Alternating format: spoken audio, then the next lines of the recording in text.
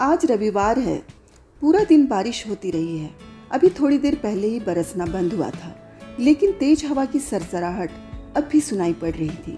गीली सड़क पर लाइट फीकी फीकी सी लग रही थी। सुषमा बंद खिड़की के सामने खोई खोई खड़ी थी और शीशे के बाहर देखते हुए राहुल के बारे में सोच रही थी। पता नहीं वह इस मौसम में कहाँ है। बड़ा खामोश, बड़ा दिलकश माहौल था। एक ताजगी थी मौसम में, लेकिन मौसम की सारी सुंदरता, आसपास की सारी रंगीनियाँ दिल के मौसम से बंधी होती हैं। और उस समय सुषमा के दिल का मौसम ठीक नहीं था। विशाल टीवी पर कभी गाने सुन रहा था तो कभी न्यूज़। वह आराम के मूड में था, छुट्टी थी, निश्चिंत था। उसने आवाज़ दी, सुषमा क्या सोच रही हो खड़े खड़े? कुछ नहीं, ऐसे ही बाहर देख रही हूँ। अच्छा लग रहा है। यश और समृद्धि कब तक आएंगे? बस आने ही वाले हैं, मैं उनके लिए कुछ बना लेती हूँ, कहकर सुषमा किचन में चली गई। सुषमा जानबूझकर किचन में आ गई थी। विशाल की नज़रों का सामना करने की उसमें इस समय हिम्मत नहीं थी। उसकी नज़रों में इस समय बस राहुल के इंतजार की बेचैनी थी। सुषमा और विशाल के विवाह को 20 वर्ष हो गए थे। युवा बच्चे यश और समृद्धि अपनी अपनी पढ़ाई और दोस्तों में व्यस्त हुए तो सुषमा को जीवन में एक रिक्तता खलने लगी। वह विशाल से अपने अकेलेपन की चर्चा करती। विशाल, आप भी काफ़ी व्यस्त रहने लगे हैं, बच्चे भी बिजी हैं, आजकल कहीं मन नहीं लगता। शरीर घर बाहर के सारे कर्तव्य तो निभाता चलता है, लेकिन मन में एक अजीब वीराना सा भरता जा रहा है। क्या करूं? विशाल समझाता, समझ रहा हूं तुम्हारी बात, लेकिन पद के साथ साथ जिम्मेदारियां भी बढ़ती जा रही हैं। तुम भी किसी शौक में अपना मन लगाओ ना। मुझे बहुत अकेलापन महसूस होता है। मन करता है कोई मेरी बात सुने, मेरे साथ कुछ समय बिताए। तुम तीनों तो अपनी दुनिया में ही खोए रहते हो। सुषमा, इसमें अकेलेपन की क्या बात है? यह तो तुम्हारे हाथ में है। तुम अपनी सोच को जैसे मर्जी जिधर ले जाओ। अकेलापन देखो तो कहाँ नहीं है। आजकल फ़र्क बस इतना ही है कि कोई बूढ़ा होकर अकेला हो जाता है, कोई थोड़ा पहले। इस सच्चाई को मन से स्वीकारो तो कोई तकलीफ़ नहीं होती। और हाँ, तुम्हें तो पढ़ने लिखने का इतना शौक था, तुम तो कॉलेज में लिखती भी थी। अब समय मिलता है तो कुछ लिखना शुरू कर दो। मगर सुषमा को अपने अकेलेपन से इतनी आसानी से मुक्त होना मुश्किल लगता। इस बीच विशाल ने रुड़की से दिल्ली MBA करने आए अपने प्रिय दोस्त के छोटे भाई राहुल को घर आने के लिए कहा तो सुषमा राहुल से मिलने के बाद खिल ही उठी। हॉस्टल में रहने का प्रबंध नहीं हो पाया तो विजय ने विशाल से फ़ोन पर कहा, यार उसे कहीं अपने आसपास ही कोई कमरा दिलवा दे, घर में भी सब लोगों की चिंता कम हो जाएगी। विशाल के खूबसूरत से घर में पहली मंजिल पर 2 कमरे थे।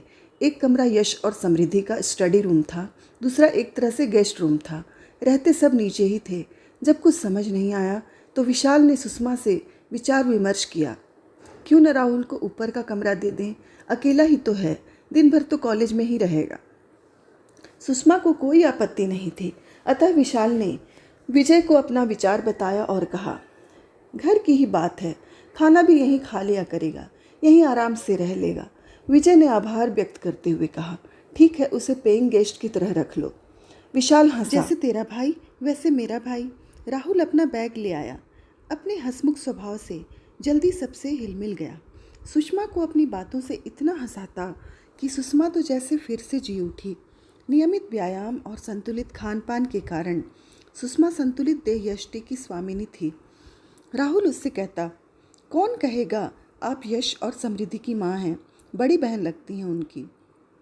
राहुल सुषमा के बनाए खाने की, उसके स्वभाव की, उसकी सुंदरता की दिल खोलकर तारीफ करता और सुषमा अपनी उम्र के 40वें साल में एक नवयुवक से अपनी प्रशंसा सुनकर जैसे नए उत्साह से भर जाती। कई दिनों से विशाल अपने पद की बढ़ती जिम्मेदारियों में व्यस्त होता चला गया था। अब तो बस नाश्ते के समय विशाल हाँ हूँ करता हुआ जल्दी जल्दी पेपर पर नज़र डालता और जाने के लिए बैग उठाता और चला जाता। रात को आता तो कभी न्यूज़, कभी लैपटॉप तो कभी फ़ोन पर व्यस्त रहता। सुषमा उसके आगे पीछे घूमती रहती, इंतज़ार करती रहती कि कब विशाल कुछ रिलैक्स होकर उसकी बात सुनेगा। वह अपने मन की कई बातें उसके साथ बांटना चाहती, लेकिन सुषमा को लगता विशाल की जिम्मेदारियों का सिलसिला थमने का नाम ही नहीं ले रहा है। उसे लगता एक चतुर अधिकारी के मुखौटे के पीछे उसका प्रियतम कहीं छिप सा गया है। बच्चों का अपना रूटीन था।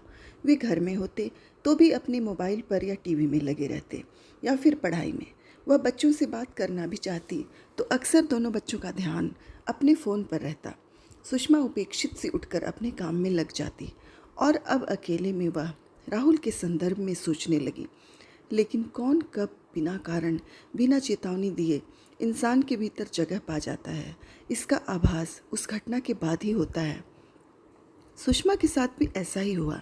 राहुल आया तो दिन ब दिन विशाल और बच्चों की बढ़ती व्यस्तता से मन के एक खाली कोने के भरे जाने की सी अनुभूति होने लगी। विशाल टूर पर रहता तो राहुल कॉलेज से आते ही कहता, भैया गए हुए हैं, आप बोर हो रही होंगी, आप चाहें तो बाहर घूमने चल सकते हैं, यश और समृद्धि को भी ले लीजिए। सुषमा कहती, वे तो कोचिंग क्लास में हैं, देर से आएंगे, चलो हम दोनों ही चलते हैं, मैं गाड़ी निकालती हूँ। दोनों जाते घूम फिर कर खाना खा कर आते। सुषमा राहुल को अपना पर्स कहीं निकालने नहीं देती। राहुल उसके जीवन में एक ताज़ा हवा का झोंका बनकर आया था। दोनों की दोस्ती का दायरा बढ़ता गया। वह अकेलेपन की खाई से निकलकर नई दोस्ती की अनुभूति के सागर में गोते लगाने लगी। अपनी उम्र को भूलकर दुगुने उत्साह से हर काम करने लगी। राहुल की हर बात, हर अदा उसे अच्छी लगती। कई दिनों से अकेलेपन के एहसास से चाहे अनचाहे अपने भीतर का खाली कोना गहराई से महसूस करती आ रही थी। अब उस जगह को राहुल के साथ ने भर दिया था। कोई भी काम करती राहुल का ध्यान आता रहता, उसका इंतज़ार रहता। वह लाख दिल को समझाती कि अब किसी और का ख्याल गुनाह है, लेकिन दिल क्या बातें समझ लेता है। नहीं, यह तो सिर्फ अपनी ही जबान समझता है, अपनी ही बोली जानता है। उसमें जो समा जाए वह जरा मुश्किल से ही निकलता है। अब तो ना चाहते हुए भी विशाल के साथ रहते हुए भी वह राहुल की चहकती आवाज़ से घिरने लगती। मन दो दिशाओं में पूरे वेग से खिंचता, उसे तोड़ जाता। मन में उथल पुथल होने लगती। वह सोचती, यह बैठे बिठाए कौन सा रोग लगा बैठी। यह बेचैनी, हर आहट पर चौंकना। कभी शीशे के सामने खड़े होकर अपनी मनोदशा पर खुद ही हंस पड़ती।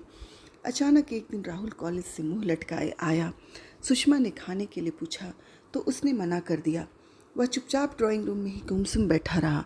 सुषमा ने बार बार पूछा तो उसने बताया, आज कॉलेज में मेरा मोबाइल खो गया है। यहाँ आते समय विजय भैया ने इतना महंगा मोबाइल लेकर दिया था। भैया आप बहुत गुस्सा होंगे। सुषमा चुपचाप सुनती रही, कुछ भी नहीं बोली। लेकिन अगले ही दिन उसने अपनी जमा पूंजी से 15,000 निकाल कर राहुल के हाथ पर ज़बरदस्ती रख दिए। राहुल मना करने लगा, लेकिन सुषमा के जोर देने पर रुपये रख लिए। कुछ महीने और बीत गए। विशाल भी फुर्सत मिलते ही राहुल के हाल चाल पूछता। वैसे उसके पास समय ही नहीं रहता था। सुषमा पर घर गृहस्थी पूरी तरह से सौंप कर अपने काम में लगा रहता था। सुषमा मन ही मन पूरी तरह राहुल की दोस्ती के रंग में डूबी हुई थी। पहले उसे विशाल में एक दोस्त नजर आता था। यह क्या उसकी गलती थी? विशाल को अब उसकी कोमल भावनाएं छूकर भी नहीं जाती थी। राहुल में उसे एक दोस्त नजर आता है। वह उसकी बातों में रुचि लेता है, उसके शौक का ध्यान रखता है, उसकी पसंद नापसंद पर चर्चा करता है। उसे बस एक दोस्त की ही तो तलाश थी। वह उसे राहुल के रूप में मिल गया है। उसे और कुछ नहीं चाहिए। एक दिन विशाल टूर पर था। यश और समृद्धि किसी बर्थडे पार्टी में गए थे। अंधेरा हो चला था। राहुल भी अभी तक नहीं आया था। सुषमा लॉन में टहल रही थी। राहुल आया, नीचे सिर किए हुए, मुंह लटकाए ऊपर अपने कमरे में चला गया। सुषमा को देखकर भी रुका नहीं। तो सुषमा को उसकी फिक्र हुई। वह उसके पीछे पीछे ऊपर गई। जब से राहुल आया था वह कभी उसके रूम में नहीं जाती थी। मेड ही सुबह सफाई कराती थी। उसने जाकर देखा, राहुल आंख पर हाथ रख कर लेटा है। सुषमा ने पूछा, क्या हो गया, तबीयत तो ठीक है? राहुल उठकर बैठ गया। फिर धीमे स्वर में बोला, मैं ठीक हूँ। तो रोनी सूरत क्यों बनाई हुई है? भैया ने बाइक के पैसे भेजे थे। मेरे दोस्त उमेश की बहन की शादी है, उसे ज़रूरत पड़ी तो मैंने उसे सारे रुपये दे दिए। अब भैया बाइक के बारे में पूछेंगे तो क्या कहूँगा? कुछ समझ नहीं आ रहा है। वही उमेश, याद है ना आपको? यहाँ एक बार आया था और मैंने उसे आपसे मिलवाया भी था। हाँ हाँ, याद आया। सुषमा को वह लड़का याद आ गया जो उसे पहली नज़र में ही कुछ जचा नहीं था। बोली, अब क्या करोगे? क्या कर सकता हूँ? भैया को तो यही लगेगा कि मैं यहाँ आवारागर्दी कर रहा हूँ। वे तो यही कहेंगे कि सब छोड़कर वापस आ जाओ, यहीं पढ़ो। राहुल के जाने का ख्याल ही सुषमा को सिहरा गया। फिर वही अकेलापन होगा, वही बोरियत। अतः बोली, मैं तुम्हें रुपये दे दूँगी। अरे नहीं नहीं, यह कोई छोटी रकम नहीं है। कोई बात नहीं, मेरे पास बच्चों की कोचिंग की फ़ीस रखी है, मैं तुम्हें दे दूँगी। लेकिन मैं ये रुपया आपको जल्दी लौटा दूँगा। हाँ हाँ ठीक है, मुझसे कल रुपये ले लेना, अब नीचे आकर खाना खा लो। सुषमा नीचे आ गई, अपनी अलमारी खोली, सामने ही रुपये रखे थे। सोचा अभी राहुल को दे देती हूँ, उसे ज़्यादा ज़रूरत है इस समय। बेचारा कितना दुखी हो रहा है, अभी जाकर पकड़ा देती हूँ, खुश हो जाएगा। वह रुपये लेकर वापस ऊपर गई। राहुल के कमरे के दरवाजे के बाहर ही उसके कदम ठिठक गए। वह फ़ोन पर किसी से धीरे धीरे बात कर रहा था। ना चाहते हुए भी सुषमा ने कान उसकी आवाज़ की तरफ लगा दिए। वह कह रहा था, यार उमेश, मोबाइल और बाइक का इंतज़ाम तो हो गया, सोच रहा हूँ अब क्या मांगूंगा। अमीर औरतों से दोस्ती करने का यही तो फ़ायदा है, उन्हें अपनी बोरियत दूर करने के लिए कोई चाहिए, और मेरे जैसे लड़कों को अपना शौक़ पूरा करने के लिए कोई चाहिए। बेवकूफ़ तो है ही, सब कुछ होते हुए भी भटकती घूमती है। मुझे क्या, मेरा तो फ़ायदा ही है उसकी बेवकूफ़ी में। सुषमा भारी कदमों से नीचे आकर कटे पेड़ सी बेड पर बैठ गई। लगा कभी कभी इंसान को परखने में मात खा जाती है नजरें, ऐसे जैसे कोई पारखी जौहरी कांच को हीरा समझ बैठे। तीखी कचोट के साथ उसे स्वयं पर बहुत शर्म आई। इतने दिनों से वह राहुल जैसे चालाक इंसान के लिए बेचैन रहती थी। सही कह रहा था राहुल, वही बेवकूफ़ी कर रही थी। अकेलेपन के एहसास से उसके कदम जिस राह पर बढ़ चले थे, अगर कभी विशाल और बच्चों को उसके मन की थाह मिल जाती तो क्या इज्जत रह जाती उसकी उनकी नज़रों में। तभी विशाल की आवाज़ कानों में गूंजी, अकेलेपन से हमेशा दुखी रहने और नियति को कोसने से तो अच्छा है कि हम चीज़ों को उसी रूप में स्वीकार कर लें जैसी वे हैं। तुम ऐसा करोगी तभी खुलकर सांस ले पाओगी। इस बात का ध्यान आते ही सुषमा को कुछ शांति सी मिली। उसने कुदरत को धन्यवाद दिया। उम्र के इस मोड़ पर अभी इतनी देर नहीं हुई थी कि वह स्थिति को संभाल ना सके। वह कल ही राहुल को यहाँ से जाने के लिए कह देगी और यह भी बता देगी कि वह इतनी बेवकूफ़ नहीं है कि अपने पति की कमाई दूसरों की भावनाओं से खेलने वाले लड़के पर लुटा दे। वह अपने जीवन की पुस्तक के इस दुखांत अध्याय को सदा के लिए बंद कर रही है ताकि वह अपने जीवन की नई शुरुआत कर सके। कुछ सार्थक करते हुए जीवन का शुभारंभ करने का प्रयत्न तो वह कर ही सकती है। अब वह नहीं भटकेगी। क्रोध, घृणा, अपमान और पछतावे के मिले जुले आंसू उसकी आंखों से बह निकले, लेकिन अब सुषमा के मन में कोई दुविधा नहीं थी। अब वह जिएगी अपने स्वयं के सजाए संवरे लम्हे, अपनी खुद की नई पहचान के साथ। अचानक मन की सारी गांठें खुल गई थी। यही विकल्प था दीवाने मन का।